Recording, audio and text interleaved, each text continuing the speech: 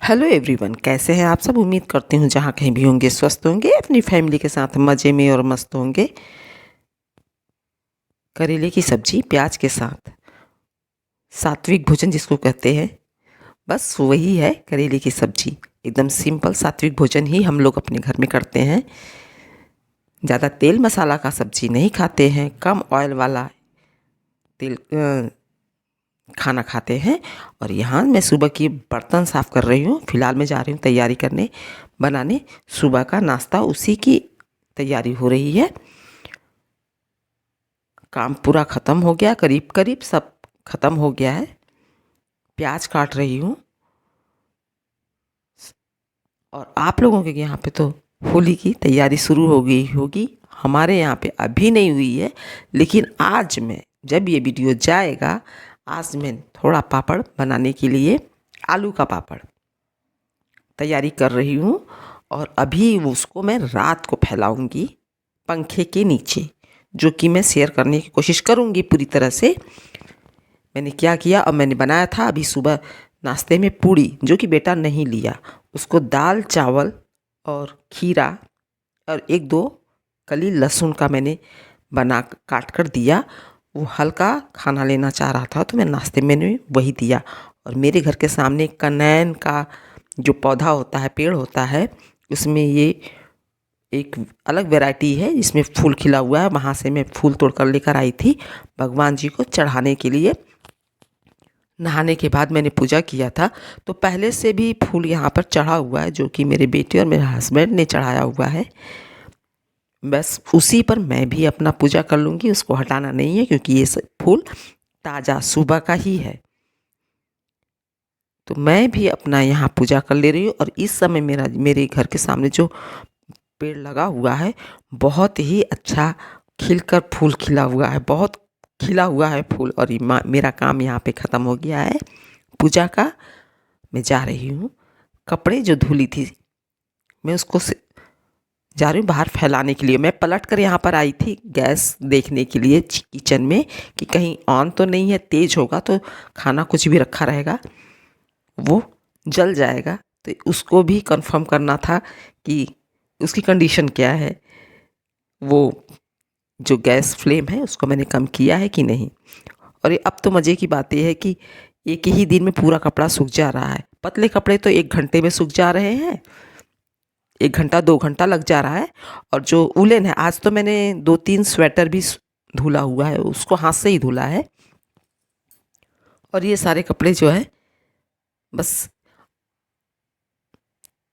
एक एक करके मैं यहाँ पे डाल दे रही हूँ। और कितना जो वीडियोस बनाते हैं यूट्यूब पर बना रहे हैं, तो एक साथ सबके घर में भूतों का बसेड़ा आ जाता है। वो लोग कैसा कैसा इस तरह की नौटंकी करते हैं, ये सब चीज़ें सही नहीं लगता है। लेकिन अपना अपना जरिया है डॉलर बनाने का, ये जरिया है जो कि लोगों, छत नहीं पड़ा है तो चलो इस तरह का तमाशा कुछ कर लो।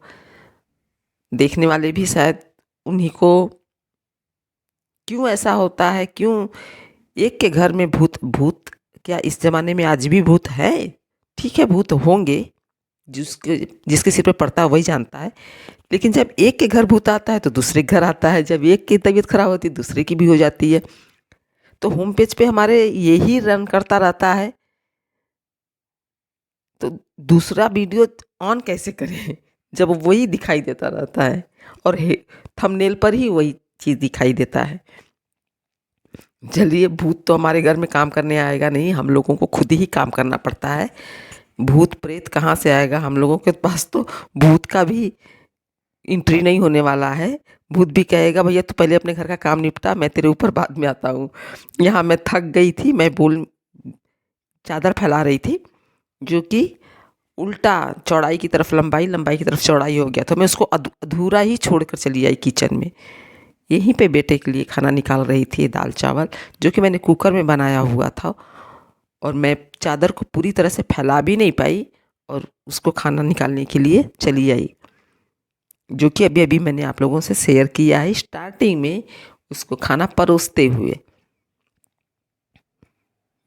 मेरा चादर अभी इस टाइम जब मैं खाना निकाल रही हूँ तो इस टाइम उसी तरह से बेड पर पड़ा हुआ है, क्योंकि टाइम ही नहीं है उसको पूरी तरह से फैलाने का।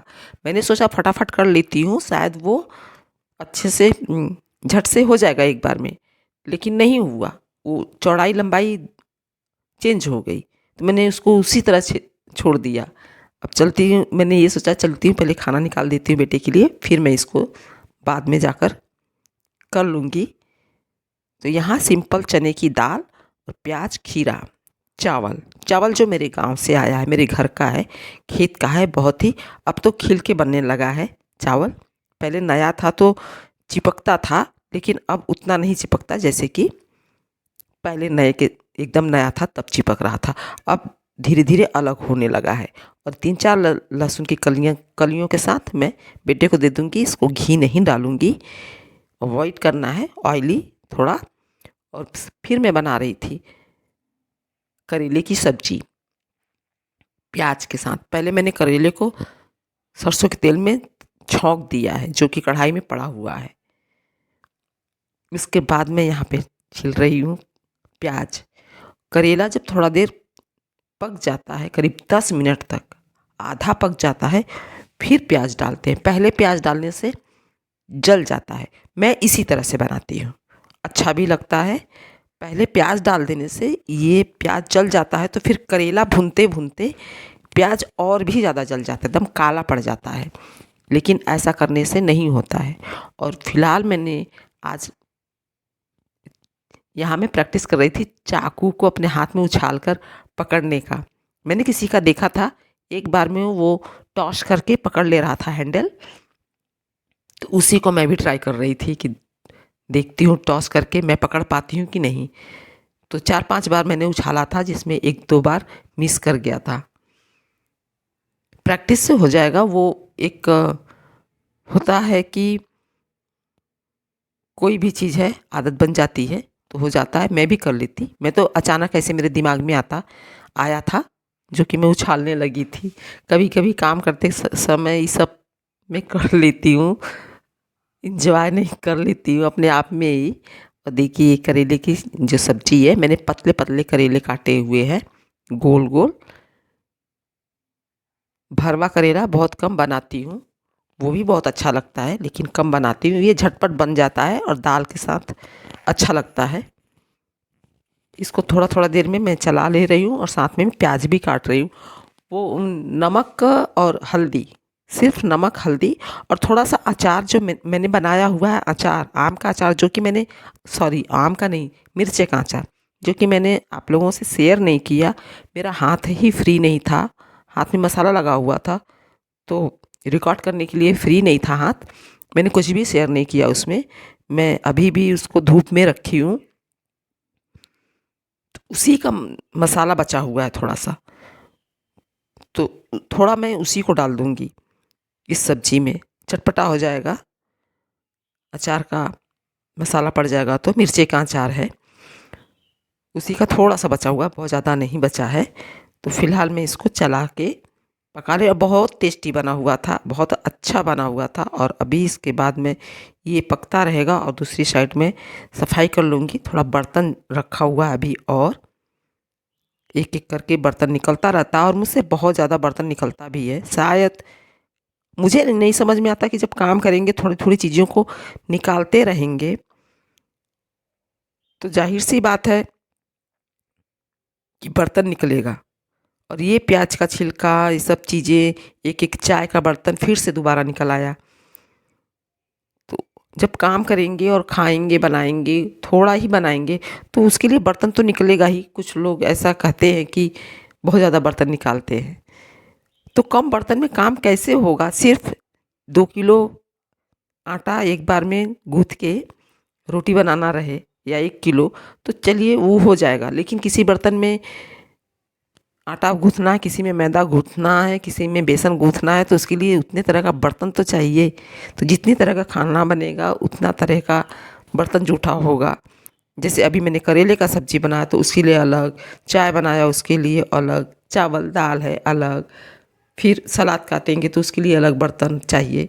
इस तरह से कई बर्तन हो जाते हैं। अभी मैंने यहाँ पे बासी चावल बचा हुआ था, उसको मैंने निकाल के नीचे रख दिया है, जिसको मैं चिड़ियों के लिए बाहर डालूँगी थाली में। दीवार पे मैंने थाली रखा हुआ है, उसी में मैं रख देती हूँ चिड़ियों के लिए। चिड़ियाँ खा लेती है और ये सब मैं साफ़ कर लूँगी। और हाँ, चिड़ियों किससे याद आया, कल मेरे यहाँ घर के सामने रोड पर बच्चे क्रिकेट खेल रहे थे। मैं अगले अगले वीडियो में शेयर करूँगी आप लोगों से कि क्या हुआ था कि